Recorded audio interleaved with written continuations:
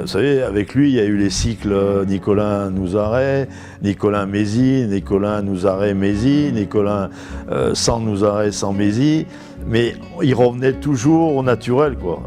Il y avait toujours un moment où on se réunissait, mais il y avait des moments où ça allait pas. Donc moi, j'ai toujours choisi les moments où je devais partir, et c'est vrai que quand on se retrouvait, on avait envie de se retrouver. Sauf la dernière fois où j'aurais jamais dû revenir d'ailleurs. Je l'ai fait parce que je sentais qu'il avait besoin et qu'il avait besoin de moi, mais j'étais pas prêt pour lui apporter ce qu'il avait besoin et on s'est cassé la gueule. Et là, quand je suis parti, je suis parti parce qu'il m'a viré, quoi. Et on est resté 7 ans sans se voir et ça a été le plus dur. Mais quand on nous a mis en relation par un ami commun au bout de 7 ans, c'était comme si on s'était quitté la veille, quoi. Et puis c'est reparti comme en 14. Alors, on va revenir assez loin en arrière. Louis Nicolin, c'est quasiment un ami d'enfance, en tout cas pas loin. Ça commence à Lyon, l'histoire entre vous. Racontez-nous comment vous vous rencontrez. Comment on s'est rencontrés, c'est surtout le fait que moi je jouais à Lyon dans les équipes de jeunes et j'étais pote avec un certain Pistilli qui était copain avec lui. Donc c'est parti de là. Et comme lui il était supporter de l'OL, il nous suivait. Et après il y a eu le cours Pascal, moi j'étais surveillant au cours Pascal, lui, eux avec Jimmy ils étaient élèves, sauf quand ils allaient au cinéma. Et un jour je suis parti de Lyon pour aller à Bordeaux. De Bordeaux, je suis venu à Montpellier, et avant un match, on était en train de s'échauffer, et j'entends une voix qui dit « Oh Nounou !» Et moi, Nounou, il n'y avait qu'à Lyon qu'on m'appelait Nounou. Je me tourne, je le vois, je dis « Qu'est-ce que tu fais là? T'es en vacances ?» Il dit « Non, je fais les poubelles. » Et voilà. Et donc le match terminé, je l'ai revu, on est allé manger chez lui, et l'aventure a commencé là, puisque il m'a parlé de son équipe corpo et je sentais que ça lui faisait plaisir que je participe. Donc j'ai dit, tiens, si tu veux, en dehors des entraînements avec mon club, j'irai m'occuper un peu de ton équipe. Et voilà.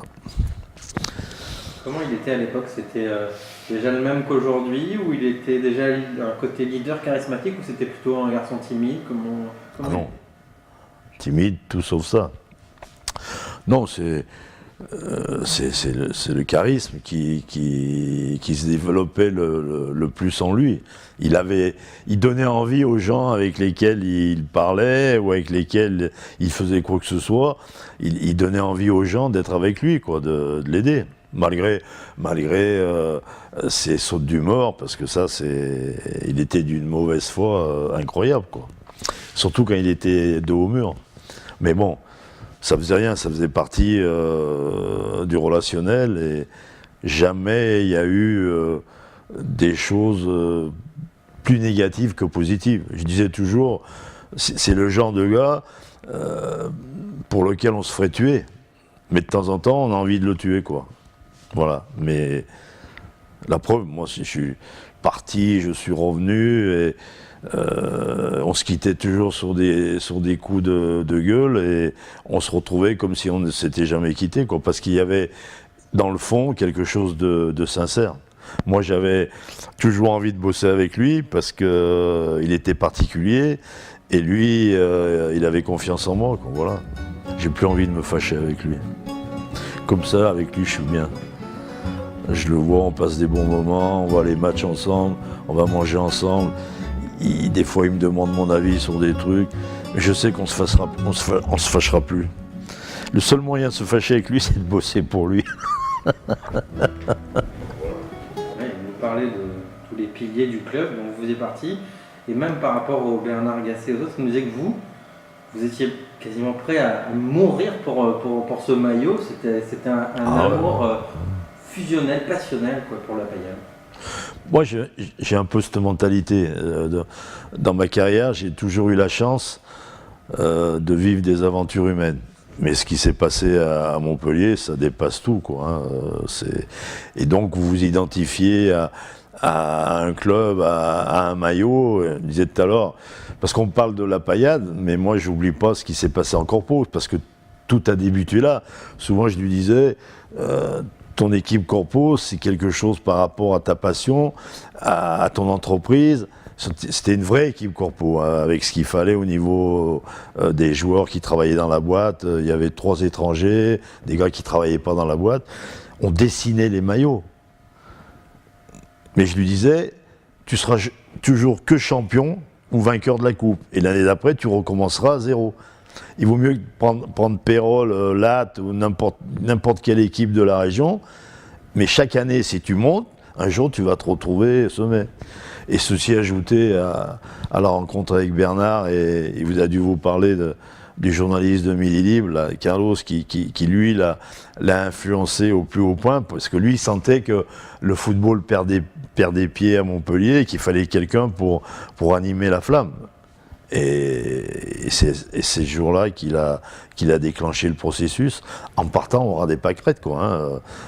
L'équipe DH de la Paillade était en mauvaise position, il a réussi à la maintenir, et puis l'année d'après, c'est parti, quoi.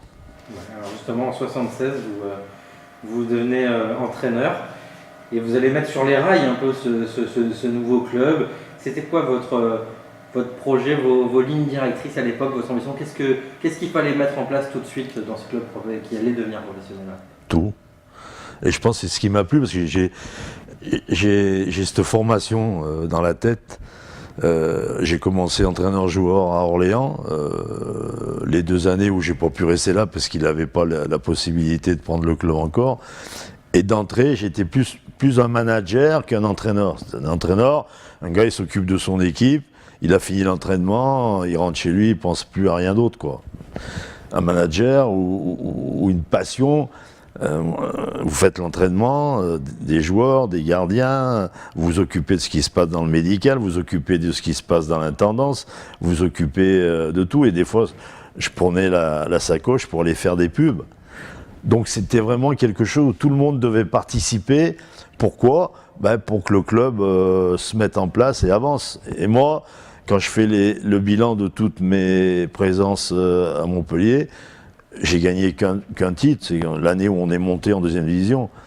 Mais j'ai la fierté d'avoir participé à tout le reste, c'est-à-dire d'avoir été là pour mettre en place tout ce qui a permis après au club d'être champion, de gagner des coupes, participer à des coupes d'Europe, voilà. Et c'est un objectif aussi. Et bien sûr, on prenait les voitures, il y avait 4 joueurs par voiture et de chauffeurs. Il y avait un dirigeant, lui, moi, on rigolait dans les déplacements, je veux dire... ça faisait partie de ce qu'on avait besoin. Et je pense qu'on le faisait parce qu'il ne fallait pas dépenser d'argent, comme quand on organisait les lotos en mettant à contribution tout le monde, du plus petit dirigeant, du plus petit joueur à la tête. Eh bien, on gagnait des sommes qui sont ridicules par rapport à ce qui se passe maintenant, mais on était fiers d'arriver à ça pour maintenir le club à un niveau, pour pouvoir acheter du matériel. À l'époque, on n'avait pas la possibilité d'avoir toujours des équipementiers comme il y a maintenant. Et comme lui, il avait la fierté et l'envie que son équipe soit toujours super bien habillée, représentative, ça fait partie de tous les détails. Vous faites partie de ceux qui peuvent vraiment se revendiquer de la Paillade. On n'a pas beaucoup encore aujourd'hui. Revendiquer, non. À la base, quoi. Celui que vous avez mis en place cette année-là, qui est censé rester encore aujourd'hui, même aux jeunes de la formation qu'on enseigne. Quelles sont les valeurs fondamentales? Les valeurs, c'était d'abord le relationnel qu'il y avait entre les gens qui travaillaient au club, que ce soit dans les bureaux, que ce soit dans le staff de l'équipe première, parce qu'au début, c'était pas l'équipe professionnelle, même si les gens vivaient comme des pros. C'était le relationnel avec les supporters, c'était le relationnel avec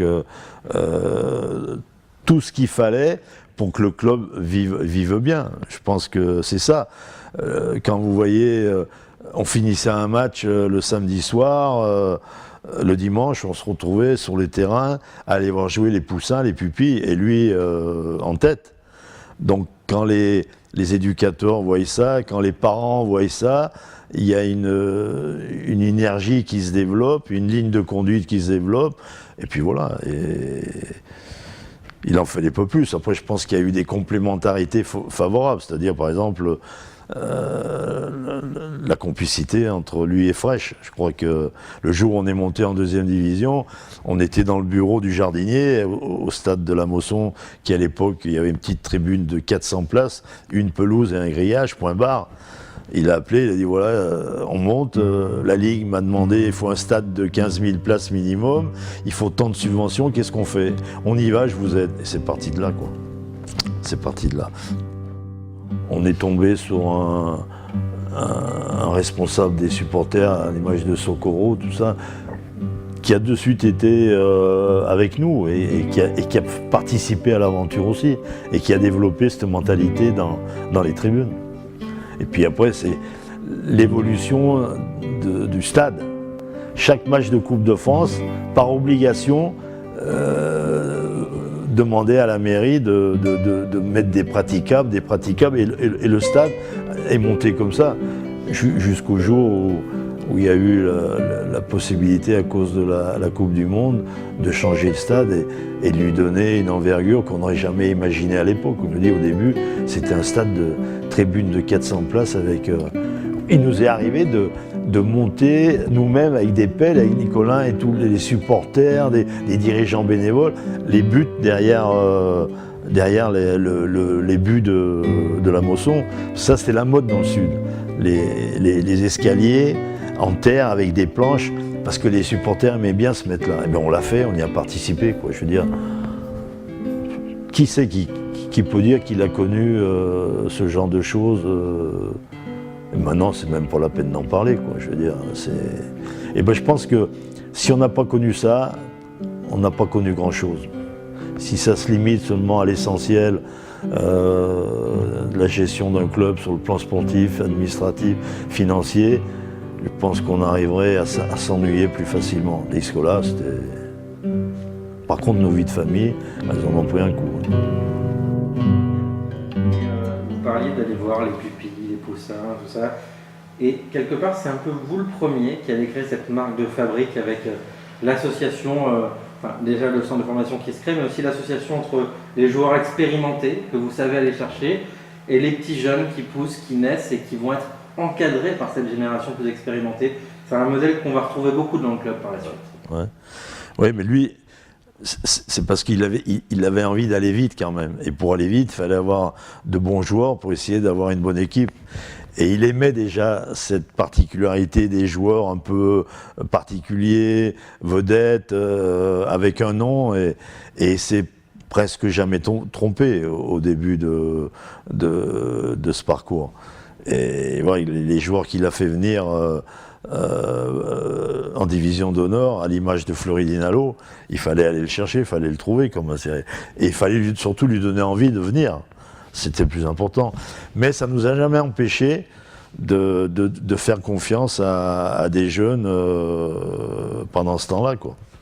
Je crois qu'un des premiers, ça a été Jean-Louis Gasset. Après, il y a eu Valadier. Je veux dire, la porte n'était jamais ouverte. Et c'est ce qui a cimenté cette ambiance dans le club et dans l'équipe première. Quand on en parle de Lai, Carotti, qu'on a vu hier, il nous explique que les anciens étaient là vraiment d'entrée pour les recadrer, qu'il y avait vraiment un côté presque paternel. En tout cas, les jeunes étaient, voilà, ils devenaient bosseurs, ils étaient vraiment encadrés, couvés presque. D'ailleurs, moi j'avais instauré un système. D'abord, tous les pros qui ne jouaient pas en équipe première devaient jouer en réserve. D'abord pour eux déjà, pour maintenir le rythme, et deuxièmement pour aider les jeunes. Et tous les mercredis, ils venaient à l'école de football et chaque pro avait la responsabilité d'une équipe de jeunes.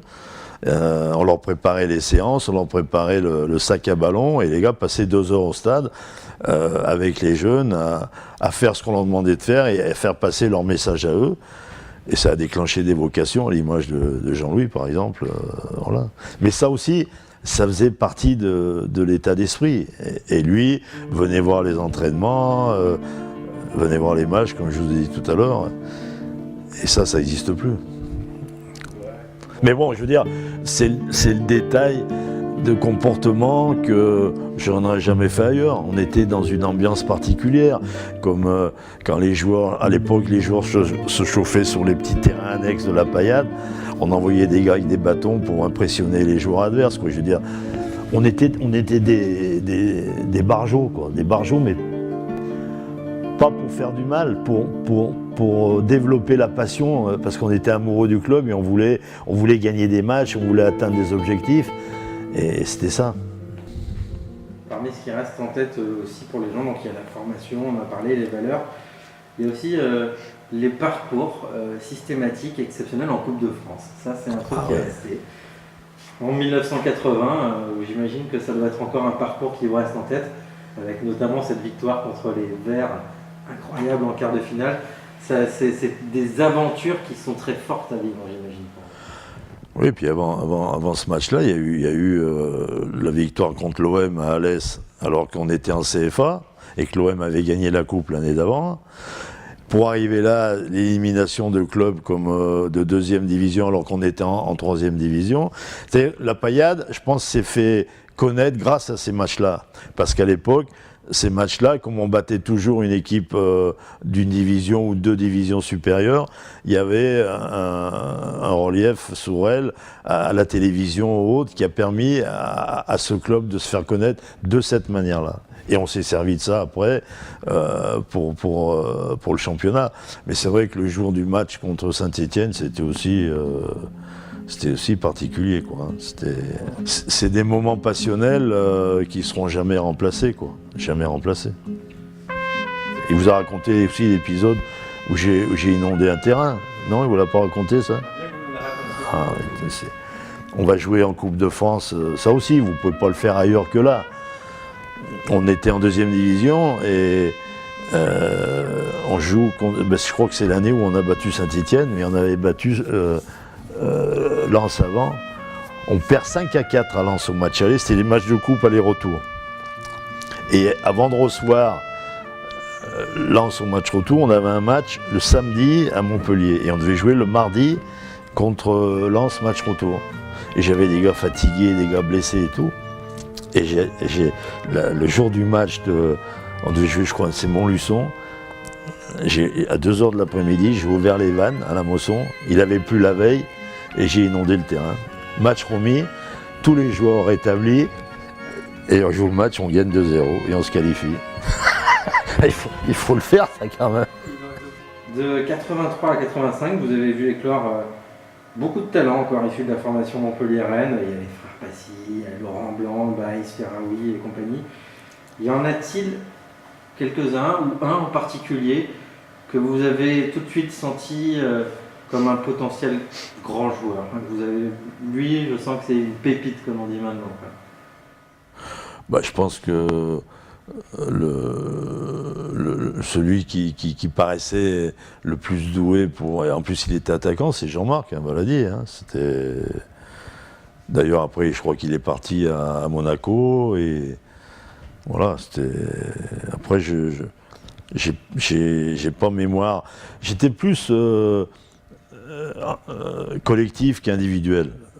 J'ai beaucoup plus de souvenirs collectifs que sur l'individualité des uns ou des autres. Je me souviens bien sûr toujours de Jean-Louis Gasset parce que c'était un peu le même genre de joueur que j'avais été et sur le terrain et en dehors du terrain. Et ça m'a donné raison parce que quand je vois la carrière qu'il fait, plus en tant qu'adjoint qu'entraîneur, mais qui est en dehors du terrain, il avait déjà, à cette époque-là, il faisait des trucs avec les pupilles qu'on ne pouvait pas imaginer maintenant, sur le plan tactique ou autre. Donc c'est des gars qui se sont servis des possibilités qu'on leur a données, de la confiance qu'on leur a fait, pour de la Paillade devenir autre chose, quoi. Voilà. Les collectifs, c'est aussi des générations. Alors avec toutes celles que vous avez, soit dirigeant en tant qu'entraîneur, soit en tant que manager, laquelle vous a donné le plus de plaisir, celle que vous avez eu le plus de plaisir à avoir évolué? C'était quelle génération? Je pense que moi je me souviendrai toujours de la période où on est monté en deuxième division. C'était la période la plus significative à ce qu'on voulait obtenir. Après, c'était différent. C'était une continuité de mise en place, mais les objectifs étaient devenus plus ambitieux, quoi. Donc c'était plus la même chose. Même si l'état d'esprit restait grâce à la volonté de Louis, c'était plus pareil. Comment vous expliquez que le club a eu autant d'ascenseurs émotionnels avec toutes ces montées, toutes ces descentes? Ça doit être déjà assez dur à vivre émotionnellement, nerveusement, et on sent que voilà, l'histoire est faite vraiment de haut et de bas, mais qui sont succédés à des périodes assez restreintes finalement dans le temps. Bah, je pense que on va le dire 1000 fois, mais je pense que sans un gars comme Nicolas à la tête du club, je pense que ça n'aurait pas existé. Ça n'aurait pas existé. Et il a quand même une grande force, c'est qu'il se trompe rarement sur les gens et rarement sur les responsabilités qu'il leur donne. Que ce soit il a donné des responsabilités à des personnes dans le football, mais ça, à la limite, c'était peut-être le plus facile. Mais il a donné des responsabilités à des footballeurs dans son entreprise où on ne pouvait pas s'imaginer que les gars allaient réussir. Je pense que c'est un homme à qui il suffit de serrer la main de quelqu'un pour savoir à qui il a affaire. Et je crois que c'est grâce à ça qu'il a permis à ce club d'évoluer comme il a voulu et d'être toujours comme il est à l'heure actuelle, même si les mentalités ont changé, si l'argent a changé beaucoup de choses. Son maintien, sa présence dans le club garantira la continuité dans ce domaine-là. Ouais, vous suivez encore, j'imagine, l'équipe aujourd'hui. Vous pensez qu'avec justement toutes ces superpuissances financières, les Monaco, les PSG, un club comme Montpellier, il a encore sa place et il peut encore faire des belles choses? Bien sûr. Heureusement d'ailleurs. Heureusement. Et c'est le seul. C'est le seul. Il n'y a aucun club de première et de deuxième division où ça se passe. Parce que les dirigeants ont changé, les mentalités ont changé, et puis personne ne repartira pas, n'aura pas la patience de partir aussi bas pour arriver aussi haut. Ça paraît impensable, quoi. Ben, la continuité, bien sûr, on peut imaginer que Laurent, même Olivier, un jour, je ne sais pas, le jour où Loulou sera plus là, auront l'intelligence de surtout pas changer ça. Et je crois, moi, que ce club continuera à être toujours à un niveau intéressant grâce à cet état d'esprit que le père a créé et que les fils auront la volonté et l'intelligence de maintenir. Même s'ils changeront des choses, c'est normal, par rapport à leur mentalité, leur expérience et l'évolution des événements. Mais c'est un club qui ne peut pas, à mon avis, être géré autrement que de cette manière-là.